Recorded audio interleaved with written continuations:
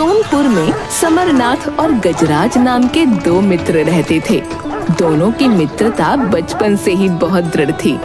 समरनाथ सरल स्वभाव का और ईमानदार था, पर गजराज वैसे तो स्वभाव से बहुत ही अच्छा था, लेकिन उसे चोरी करने की आदत थी।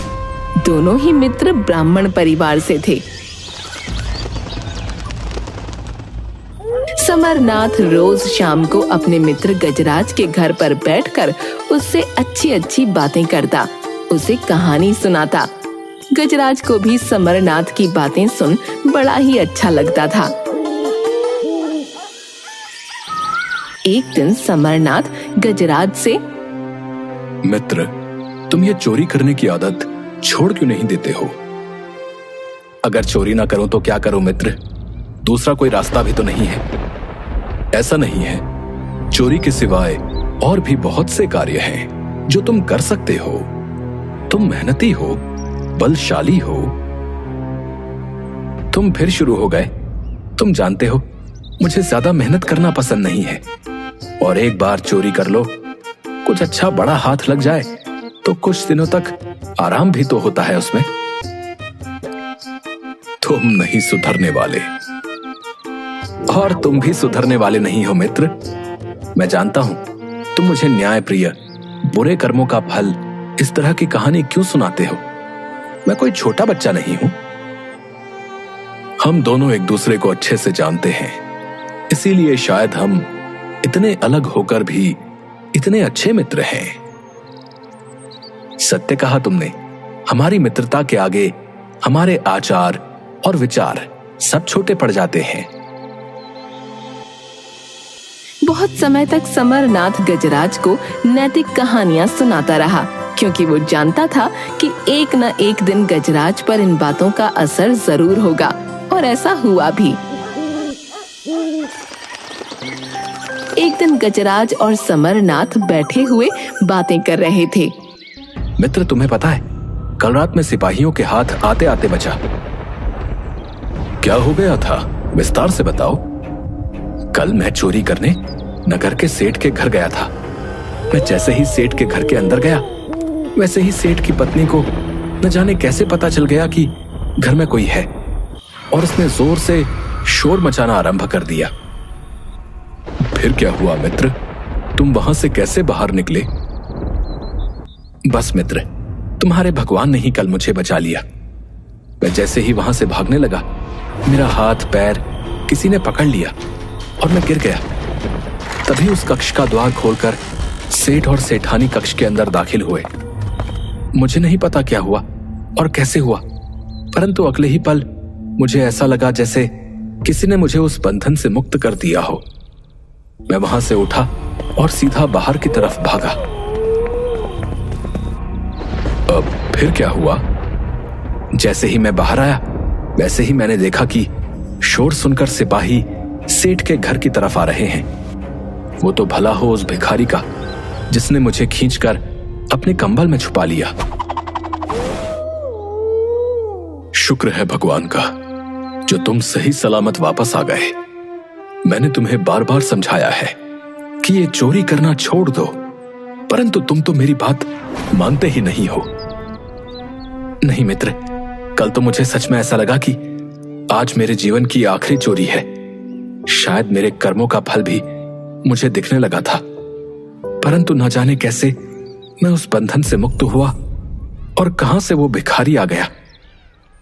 ये सब शायद तुम्हारी संगत का ही असर है, जो आज मैं तुम्हारे सामने सही सलामत बैठा हूं। फिर तुमने क्या विचार किया? किस बारे में?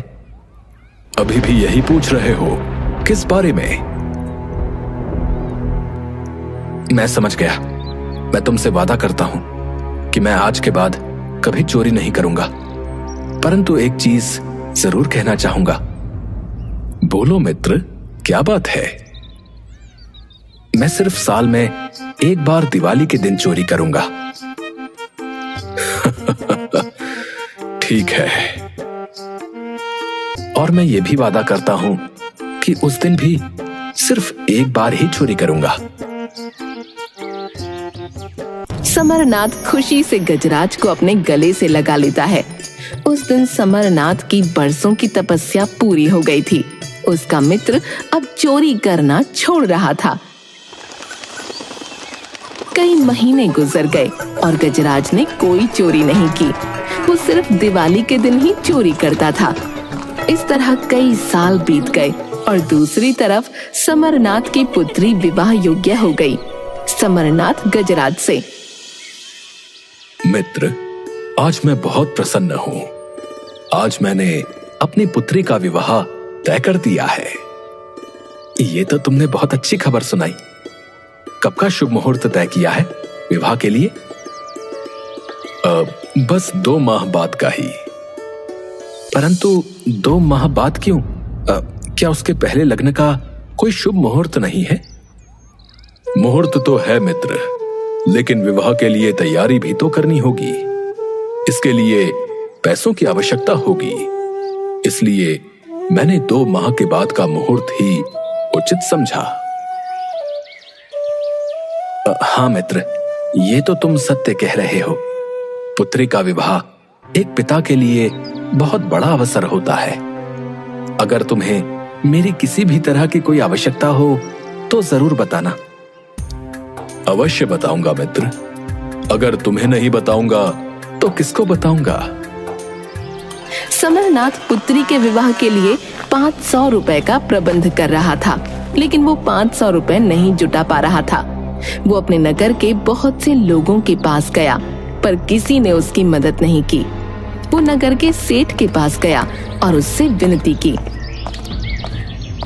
सेठ जी, मैंने अपनी पुत्री का विवाह तय कर दिया है, जिसके लिए मुझे 500 रुपए की आवश्यकता होगी। अगर आप मुझे 500 रुपए दे दें तो आपकी बड़ी कृपा होगी। मैं अपने पूजा पाठ में यजमानों द्वारा दिए गए धन से आपको धीरे धीरे ये राशि वापस कर दूंगा। मैं तुम्हें धन अवश्य दे देता समरनाथ, परंतु तुमसे पहले अपने एक रिश्तेदार को धन देने का मैं उससे वादा कर चुका हूँ। सेठ जी, फिर भी देख लीजिए, मुझे तो बहुत बड़ी राशि नहीं चाहिए और मैं आपका धन अवश्य लौटा दूंगा। तुम कैसी बातें करते हो? तुम तो हमारे नगर के बहुत ही अच्छे ब्राह्मण हो। भला तुम झूठ थोड़ी ही बोलोगे। मुझे पता है तुम धन लौटा दोगे, परंतु मैं अभी तुम्हारी कोई मदद नहीं कर सकता हूँ। समरनाथ उदास होकर लौट आया। अब तक वो समझ चुका था कि सब लोग उसे किसी न किसी बहाने से टाल रहे हैं। शाम को वो अपने मित्र के पास बैठा था। क्या बात है समरनाथ, तुम बहुत चिंतित दिख रहे हो। क्या करूं मित्र, पुत्री के विवाह के लिए धन का प्रबंध नहीं हो पा रहा है। मैं नगर में सबके पास गया, लेकिन किसी ने भी मेरी कोई मदद नहीं की। मैं पुत्री का विवाह तभी कर सकूंगा जब मेरे पास धन होगा, अन्यथा मेरी पुत्री का विवाह नहीं हो सकेगा। हाँ मित्र, ये तो तुमने सत्य कहा। बिना धन के विवाह कैसे होगा? क्या तुम मेरी मदद कर सकते हो? मेरे पास अगर 500 रुपए होते तो तुम्हारे कुछ कहने से पहले ही मैं तुम्हें दे देता मित्र। नहीं मित्र, तुम गलत समझ रहे हो। मैं भली भांति जानता हूं कि अगर तुम्हारे पास धन होता तो तुम मुझे दे देते। मैं तो ये कहना चाहता हूं कि यदि तुम मुझे नगर में किसी के द्वारा 500 रुपए दिला दो तो मैं विवाह के उपरांत दूसरे नगर जाकर के धन कमाकर जल्द से जल्द वो धनराशि वापस कर दूंगा। मैं तुम्हारी समस्या समझ रहा हूं मित्र, लेकिन मैं क्या करूं? मुझे स्वयं समझ में नहीं आ रहा। अब तो मैं चोरी भी नहीं करता, अन्यथा मैं कहीं ना कहीं से तुम्हारे लिए धन का प्रबंध अवश्य कर देता। अब मैं सिर्फ दिवाली के दिन चोरी करता हूं, और दिवाली को तो अभी पूरे 8 माह बचे हैं। अब मैं क्या करूं? मित्र, मैं सच में बहुत चिंतित हूं। मुझे नहीं पता, परंतु अब मेरी अंतिम राह तुम ही हो। तुम कहीं से भी मुझे 500 रुपए दिला दो, अन्यथा मेरी कन्या का विवाह नहीं हो सकेगा। मित्र, मैं 3 दिनों में धन का प्रबंध करने की कोशिश करता हूं, परंतु अगर मैं वापस नहीं आया तो तुम मेरी प्रतीक्षा मत करना। अब क्या करने वाले हो? मुझ पर भरोसा रखो। ठीक है, जब तक तुम वापस नहीं आओगे तब तक मैं यहीं पर खड़ा होकर तुम्हारी प्रतीक्षा करूंगा और ईश्वर से तुम्हारे सकुशल वापसी की प्रार्थना करता रहूंगा। समरनाथ दोनों हाथ जोड़कर भगवान से प्रार्थना करता हुआ वहीं खड़ा हो गया। दूसरी तरफ गजराज चोरी के उद्देश्य से निकल पड़ा। कुछ समय बाद वो नदी पार करने के लिए पानी में उतर ही रहा था, तभी किसी ने उसे आवाज लगाई। गजराज ने पीछे मुड़कर देखा तो वो नगर का व्यापारी था जो व्यापार के लिए जा रहा था। नदी गहरी नहीं थी तो लोग चलकर भी उस नदी को पार कर लिया करते थे। व्यापारी गजराज से बोला, मित्र, क्या आप नदी पार करने में मेरी मदद करेंगे? जरूर करूंगा, आप मेरा हाथ पकड़ लीजिए। व्यापारी ने अपनी पोटली गजराज को दी और गजराज ने व्यापारी का हाथ पकड़ पोटली अपने सिर पर रख ली और नदी पार कराने लगा। 2-4 कदम ही आगे गया था तभी एक पक्षी की आवाज आई, जिसे सुनकर गजराज ने अपना सिर हिलाते हुए कहा, नहीं। थोड़ा आगे जाने के बाद फिर से पक्षी ने आवाज लगाई और गजराज ने वही बात दोहराई। नदी के उस पार पहुंचकर व्यापारी गजराज से बोला, मित्र, क्या मैं आपसे एक प्रश्न पूछ सकता हूँ? जी अवश्य, बोलिए, आपको क्या पूछना है? जब हम नदी पार कर रहे थे तो पक्षी ने आवाज लगाई और आपने नहीं नहीं कहकर सर हिलाया। क्या आपको पक्षियों की भाषा आती है? हाँ, मुझे किसी भी पशु और पक्षी दोनों की भाषा समझ में आती है। तो उस पक्षी ने आपसे क्या कहा? आप उस बात को छोड़ दीजिए और अपनी यात्रा पर आगे की ओर प्रस्थान कीजिए। परंतु मैं इस बात को जानने के लिए बड़ा उत्सुक हूं कि पक्षी ने आपसे क्या कहा।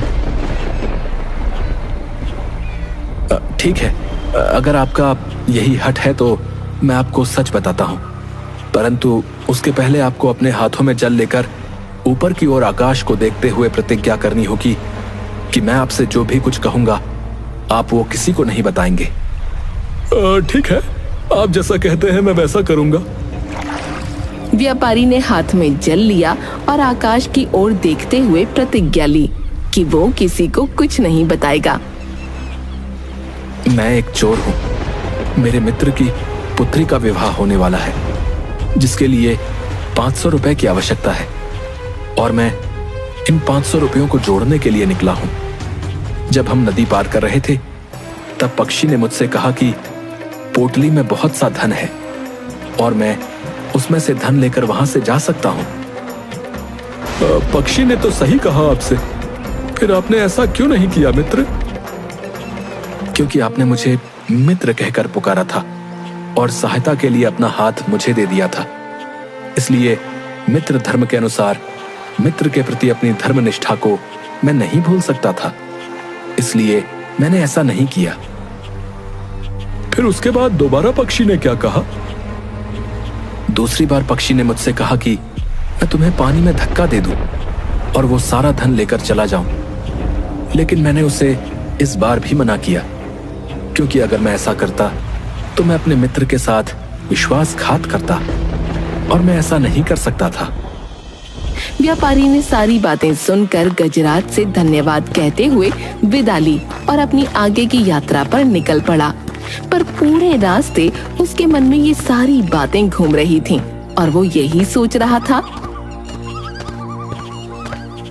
मैं ये बात किसी और को तो नहीं बता सकता, परंतु मुझे इस बारे में राजा से अवश्य बताना चाहिए। बस वो सीधा दरबार में पहुंच गया। दरबार खत्म होने के बाद व्यापारी ने सारी बातें राजा को बताईं। चोरी करना तो बहुत बड़ा पाप होता है और जो चोर होता है वो धर्मी और ज्ञानी नहीं हो सकता। मैं तुम्हारी बातों पर विश्वास नहीं कर सकता। मैं इस बात की जांच स्वयं करूंगा। तुम मुझे उस चोर का पता बताओ।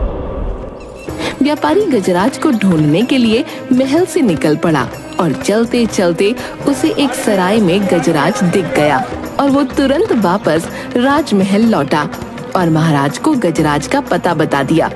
महाराज ने 2 रोटियां एक पोटली में बंधवाई और वेश बदलकर साधारण व्यक्ति बनकर उस सराय में पहुंच गए। गजराज को देखते ही राजा ने एक अनजान व्यक्ति की तरह बातचीत शुरू की। गजराज भी बातें करने बैठ गया। तुम कौन हो?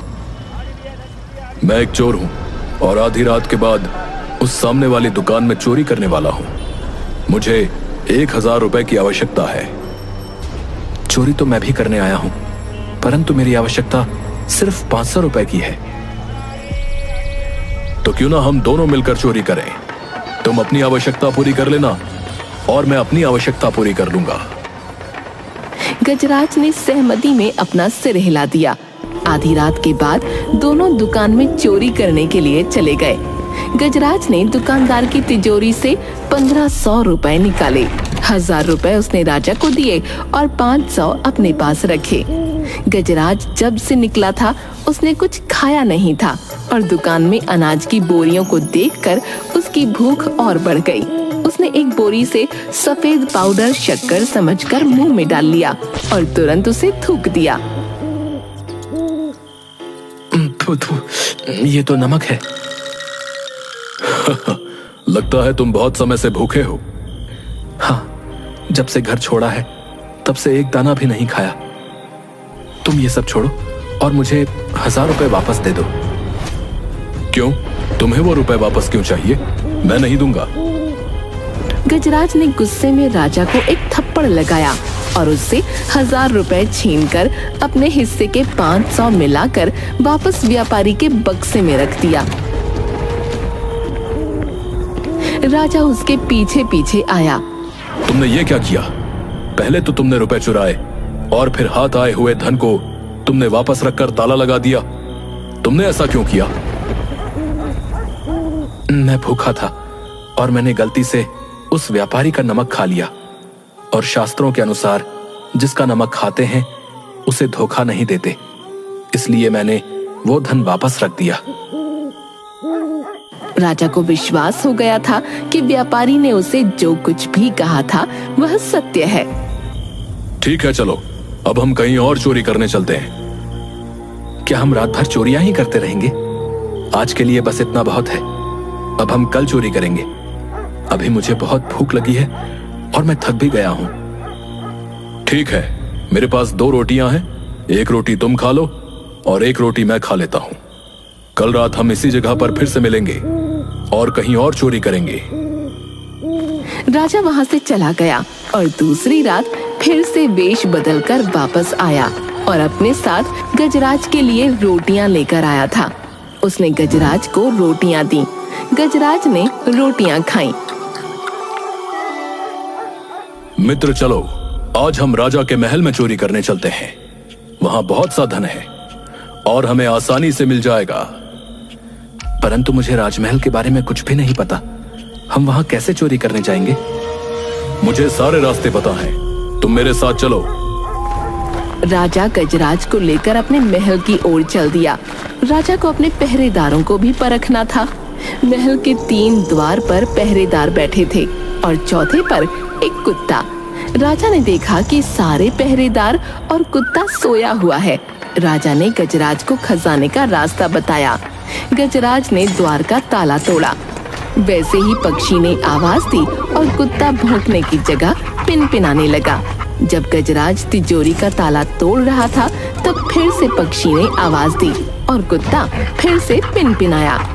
गजराज ने तिजोरी में से 1000 रुपए अपने साथी के लिए और 500 रुपए अपने लिए जैसे ही निकाले वैसे ही फिर से पक्षी ने आवाज दी और कुत्ता पिनपिनाया। गजराज ने धन तिजोरी में वापस रख दिया और अपने साथी को अंदर बुलाया और उसके पैरों में गिर गया। महाराज, मुझे माफ कर दीजिए। आप जो सजा देंगे मैं उस सजा के लिए तैयार हूँ, परंतु मेरी आपसे एक ही विनती है, बस मेरे मित्र तक 500 रुपए भिजवा दीजिए। उस 500 के बदले आप मुझे जैसी भी सजा देंगे मैं उस सजा के लिए तैयार हूं। तुम्हें क्या हो गया?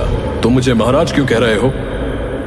महाराज, मैं आपका चोर हूं और आप मेरे स्वामी हैं। आपने मुझे रंगे हाथों पकड़ लिया है। आप जो दंड देना चाहें मुझे दे दीजिए। बस 500 रुपए मेरे मित्र के पास भिजवा दीजिए, क्योंकि उसकी पुत्री का विवाह है। परंतु तुम्हें कैसे पता चला कि मैं राजा हूं? जब मैंने द्वार का ताला तोड़ा तो पक्षी ने आवाज दी, खजाने में चोर घुस आया है और तुम सो रहे हो। तुम बड़े नमक हराम हो। मैं तब भौंकता हूं जब चोर आता है, परंतु ये चोर नहीं, ये तो महाराज है, महाराज है। मुझे कुत्ते की बात पर यकीन नहीं हुआ। फिर मैंने जब तिजोरी का ताला तोड़ा तब फिर से पक्षी ने यही बात कही और कुत्ते ने वही उत्तर दिया कि मैं तब भौंकता हूं जब चोर होता है। ये तो स्वयं महाराज हैं। परंतु जब तीसरी बार पक्षी ने अपनी बात को दोहराया और कुत्ते ने भी वही उत्तर दिया तो मैं समझ गया कि आप चोर नहीं हैं, आप राजा हैं। महाराज, मेरी आपसे सिर्फ इतनी ही विनती है कि आप 500 रुपए मेरे मित्र के पास भिजवा दीजिए। मेरे लिए आप जो भी सजा तय करेंगे मुझे वो मंजूर होगी। अगली सुबह राजा ने अपने दरबार में सलाहकारों को बुलाया और सारी बात उनसे बताई। महाराज, ये सारी बातें और ज्ञान मैंने अपने मित्र समरनाथ से सीखा है और ये चोरी भी मैं उसी की पुत्री के विवाह के लिए करने आया था। उसकी मित्रता और सदाचार की शिक्षा ने मुझे सही रास्ते पर कर दिया। अब मैं दीपावली के दिन कुछ खाने पीने का सामान चोरी कर लेता हूं। उसके सिवा मैं कुछ भी चोरी नहीं करता। परंतु आज मैंने ये संकल्प सिर्फ इसलिए तोड़ा क्योंकि मैं अपने परम मित्र की सहायता करना चाहता था। मेरी आपसे विनती है कि आप मेरे मित्र तक 500 रुपए भिजवा दीजिए, क्योंकि वो मेरी प्रतीक्षा में खड़ा होगा। मैंने उससे वादा किया था कि मैं 500 रुपए लेकर वापस आ जाऊंगा। सैनिक, तुम 500 रुपए लेकर गजराज के बताए हुए स्थान पर जाओ और उसके मित्र समरनाथ को ये रुपए दे देना। सिपाही 500 रुपए लेकर गजराज के बताए हुए स्थान पर जाता है और देखता है कि समरनाथ बारिश में हाथ जोड़े हुए वहीं पर खड़ा है। ये रुपए ले लो। तुम्हारा मित्र चोरी करते हुए पकड़ा गया है, परंतु उसने महाराज से विनती करके ये रुपए तुम्हारे लिए भिजवाए हैं। नहीं, मैं ये रुपए नहीं ले सकता हूँ। मैं अपनी पुत्री का विवाह नहीं करूंगा। ये रुपए मुझे अपने मित्र से लेने थे। अब मैं ये रुपए नहीं ले सकता हूँ। सैनिक रुपए लेकर महाराज के पास वापस जाते हैं। महाराज, मैंने उस व्यक्ति को रुपए देने की बहुत कोशिश की, परंतु उसने रुपए लेने से साफ साफ मना कर दिया और साथ ही कहा कि वो अपनी पुत्री का विवाह नहीं करेगा और वो बारिश में खड़ा अपने मित्र का हाथ जोड़कर इंतजार कर रहा है। महाराज, सैनिक की बात सुनकर राजा का दिल पिघल गया और वो गजराज को साथ लेकर समरनाथ के पास जाते हैं।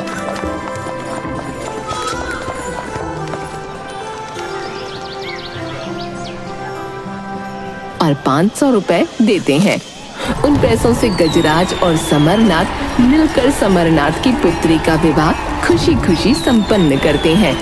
इस तरह अच्छे व्यक्तियों का साथ होने से हमारी कुबुद्धि भी सुबुद्धि में परिवर्तित हो जाती है।